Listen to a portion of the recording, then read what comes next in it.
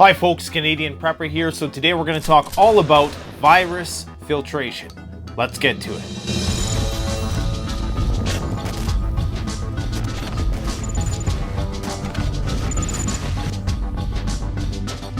So first off, let's talk about why you might need a face mask to protect yourself from viruses.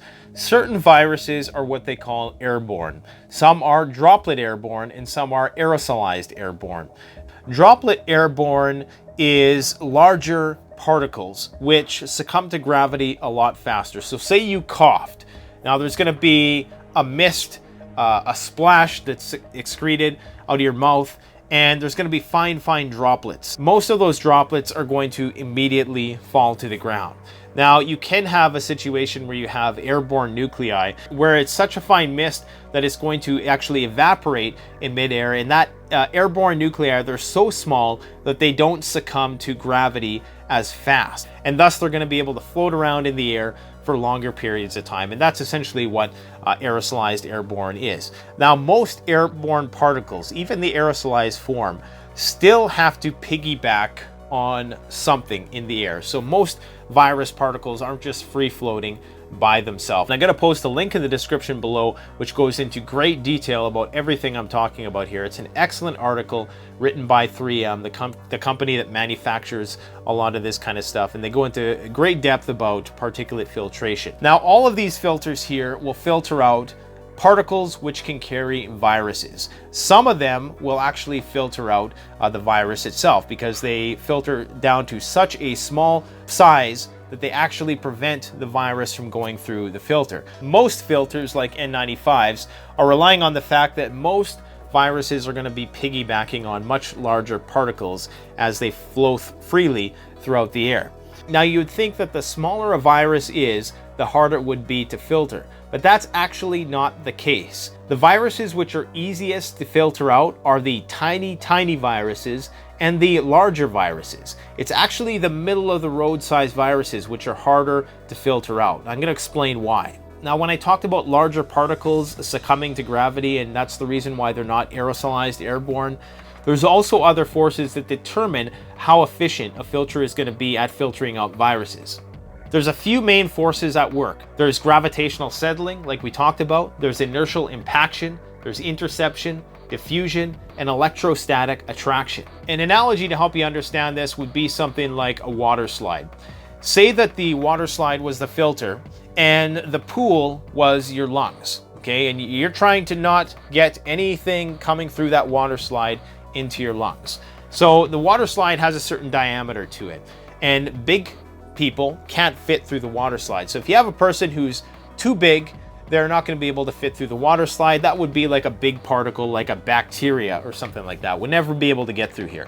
Okay, then you would have things which are so small that they actually struggle to get down the water slide also. So let's say a hair or a crumpled up ball of yarn or something like that that might stick to the edge of the water slide easier. Even though it's much smaller than the pore, like the diameter of the water slide, there still is a higher risk of it succumbing to various forces along the way that are going to prevent it from actually getting into your body.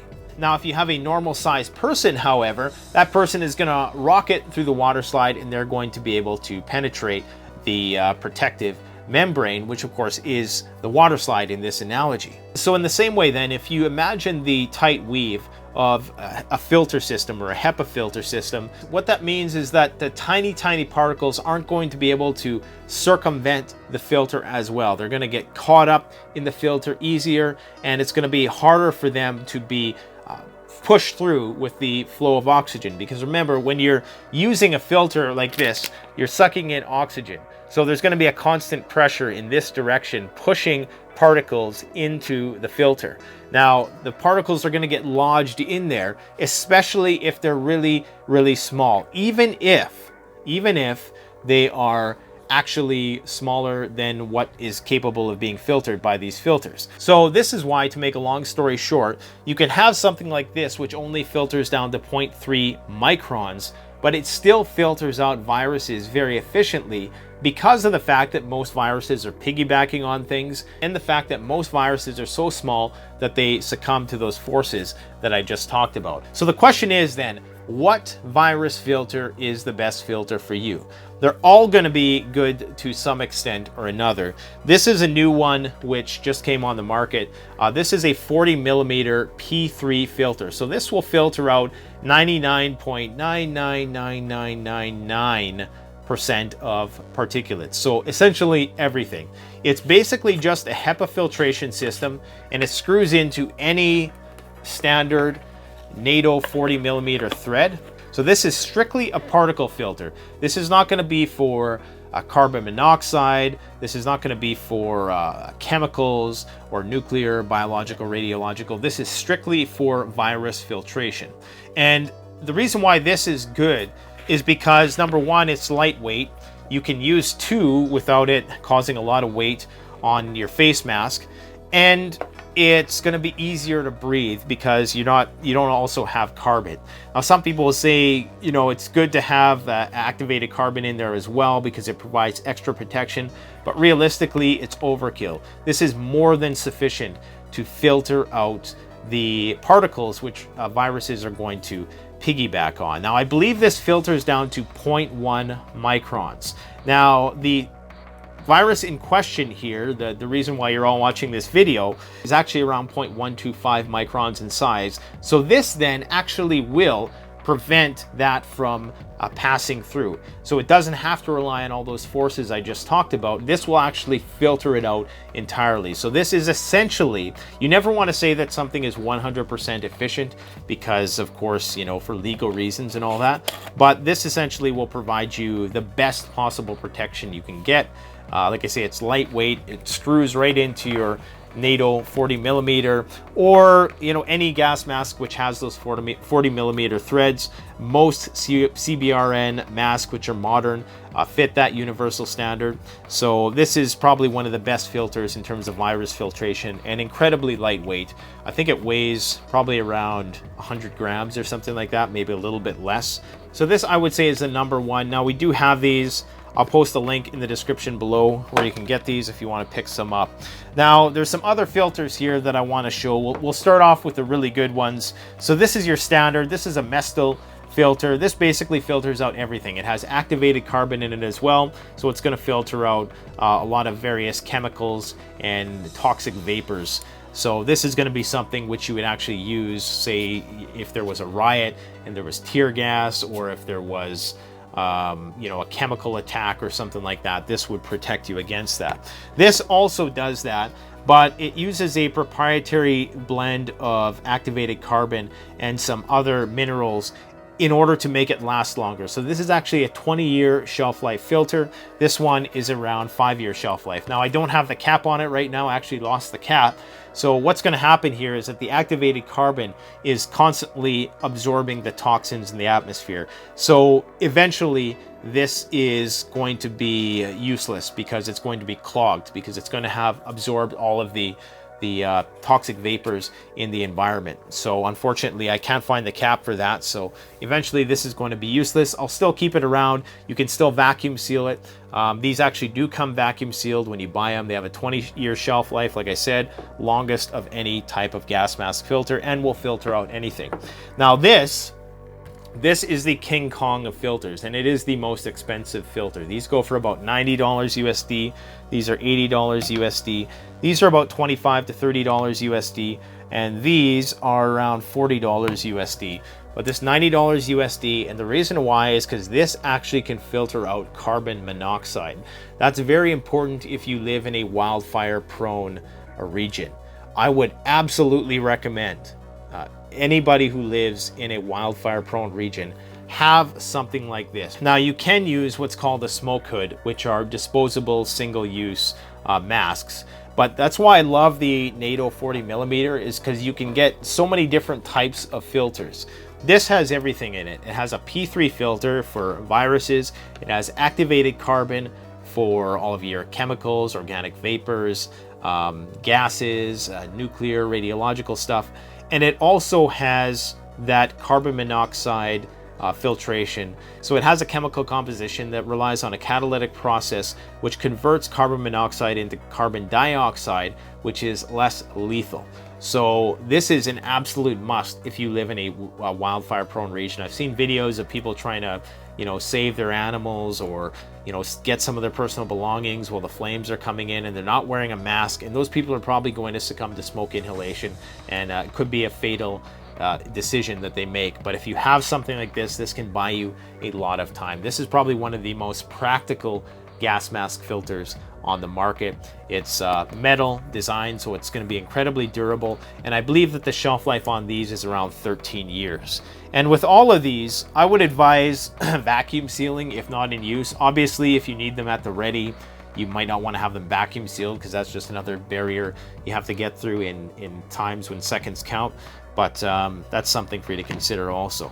Now, there's also some more cost-effective options. Obviously, the N95 is going to filter out 95% of particles that are down to 0.3 microns. Again, the virus in question is 0.125 microns, but there's a good possibility that that is going to be piggybacking on something which may even exceed 50 microns. So airborne aerosolized particles can be fairly large, comparatively speaking, to the virus itself.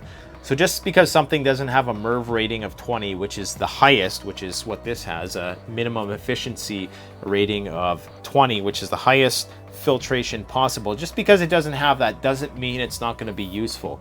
The main thing with these is that you want to make sure it's a tight seal. You want to get in the habit of not touching your face. It'd almost be good if you were doing some preparedness for an outbreak, that you actually prepared using your mask and got into the habit of not touching the mask once it's on, because it's in the touching of the mask, especially for pathogens which stay on surfaces for long periods of time, they could potentially get to your hands, and of course you would touch your face. Now, if you do have to adjust the mask, using some soap or some hand sanitizer, some anti-virus wipes or something like that before you adjusted the mask, that would reduce the risk that you were going to contract something. So N95s are useful in the sense that they're very lightweight. They are effective to a degree, but they're not entirely effective, because they're no matter how hard you try, there's still going to be air that comes through here, and any gap in here that you can suck oxygen through is going to be large enough to allow viruses through. So it's better than nothing, but it's nowhere near the protection of something like this. If you were a person who, was getting up there in age, and you find yourself in a high-risk population, or you have other comorbidities, other health problems, which would make it far more likely that this current virus would be a problem for you, then something like this would definitely be a life-saving option. Now, this is the Mesa safety mask. If you don't know, this comes actually with a speech diaphragm, which makes it easier to communicate with people around you.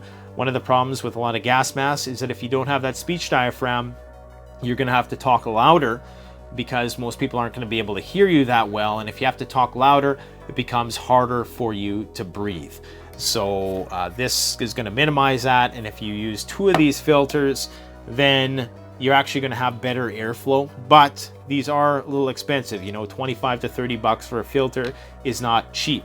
So, and these are technically single use, but here's the thing with that. The virus is only going to be able to live on surfaces for so long. So essentially, if you were to use this and you were on a very tight budget and you knew it was going to be an SHTF situation for like a year, I wouldn't just toss this away. If anything, I might put it somewhere where you knew that it was going to be out of harm's way, it was not going to be disturbed. Let it sit for a few weeks, and that would ensure that anything that was on it was now inactive. And that way you could potentially use it again, because the filter itself, this is an ULPA filter, which is a step above a HEPA filter. The filter itself is going to last 20 years. So, you could potentially use this for a long, long time. Now, you could wear this, all day with this drinking straw, and obviously at some point you'd want to eat, but you could potentially wear this all day, and you would know when it was starting to get too clogged, when you couldn't breathe through it as much. So if it gets to that point, then yeah, you're going to have to toss the filter. But if you're only using it for an hour and you're on a tight budget and you have a safe place to store this for 2 weeks to kill whatever is in it, that might not be a bad idea. Of course, The manufacturer is never going to recommend that, and I'm not necessarily recommending that to go on record. But if it was me, you know, and I was on a tight budget and I knew it was going to be a prolonged scenario, I would be reluctant to just toss these after an hour of use, because theoretically whatever is on it should die within a period of time. You know, I think that the maximum amount is like 9 days for this virus to live on surfaces. So that said, do that at your own risk. I'm certainly not recommending you do that. If you have the means at your disposal, just discard it after you're done using it, because it's not worth the risk. Now, these Pancake filters are P100 filters. So they're going to filter down to 99.97% efficiency. These work with Honeywell elastomeric half-face respirators. An elastomeric respirator just means something which is adheres to your face using a gasket and elastics to make it tight sealed to your face. So you can have a full face elastomeric, or you can have half face elastomeric. And make sure that you are getting the right filter for the manufacturer, because Honeywell filters won't work with 3M filters. 3M filters are not going to adhere to 40mm NATO. Most of these are used more for industrial applications, whereas these are used for CBRN, that's chemical, biological, radiological, and nuclear protection. Now you can also get these, which are a bit more advanced. They're about the same price as something like this, only you get 2 of them, so it's going to allow you to breathe a little easier, because of course there's just going to be more airflow. With this, you're breathing through this small channel, which is filtered. With this, you're breathing through 2 of these, which are filtered also. So this has activated carbon, so it's going to protect against organic vapors and provide some resistance to chemical vapors. And it also has a P100 HEPA filter, which is going to protect you against particles which can carry viruses. Same thing here. This is a Honeywell HEPA filter, and it's essentially this minus the activated carbon. So what you essentially have here is you have your N95, which is just a multi-layer flat filter. Then you get into your actual HEPA filters, which are folded. The more folds in the HEPA filter, the more protection you're going to get, because the greater the opportunity that those particles are going to attach to the sides of that filter system. So it just provides more three-dimensional resistance to particles. And Honeywell also makes their own version of these, which are these circular ones. They have activated carbon and a HEPA filtration system. The only difference is the shape. So that's essentially the type of filters you can use. Now, the thing with N95 masks and these half-face elastomeric masks is that if you're truly talking about an airborne virus, whether it's aerosolized or just droplet airborne, you're going to want eye protection, because there are mucous membranes in your eyes that the virus can get in through. So if you're going to want eye protection, you're going to have to wear goggles. So the goggles that you should use obviously should form a tight seal around your eyes. So if you're going to have to wear goggles anyways, that's where a full face respirator is just better, because you get that full panoramic view. You get almost 100% protection, or 99.99999 protection, as long as you have a good face seal. And the face seals on these are usually really good. This is a one-size-fits-all mask. And masks like this, to test the seal, basically you put it on, and if you can plug both of the intake holes and you can't breathe, you know it's working. Now, I still have a bit of facial hair right now, not much, a little bit of stubble. Make it nice and tight to the face. It forms a nice seal on the chin there. Now this thing here can actually stick up here, so that can go out of the way.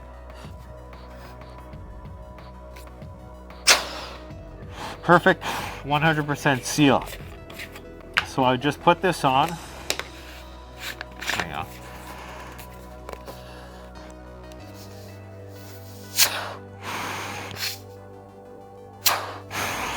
The exhalation valve is down here, so you'll feel air against your neck.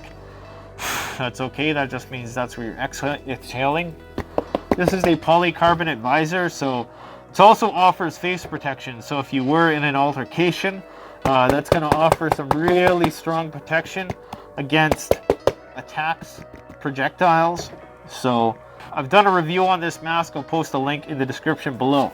Now, if you're a person who has respiratory problems, you don't breathe well, you may want to consider a powered air purifier machine. And basically what that does, if you ever watched that video I did called running with a gas mask, when you try to run with the gas mask on, because you can't get oxygen as fast because the filter prevents you from doing that, you're going to be out of breath a lot quicker. So typically you can take whatever your cardiovascular capability is and cut it in half and then cut it in half again. And that's what it's going to be like breathing with a gas mask on. That's why they do that aggressive training with it when you're in the military, so that you know how to use it when you're in a stressful environment, because you're going to be breathing heavier and you're going to be carrying somebody, or you're going to be running. So if you have a powered air purifier machine, that's going to do the hard work for you. It's going to suck the oxygen in, and your lungs aren't going to have to work as hard. But those machines are a lot more expensive. There is going to be some of those coming to market more for civilian use, I imagine, after this event is over, or maybe even during the event. That depends. But remember that Honeywell and 3M are no longer selling to the civilian population, at least throughout the outbreak right now.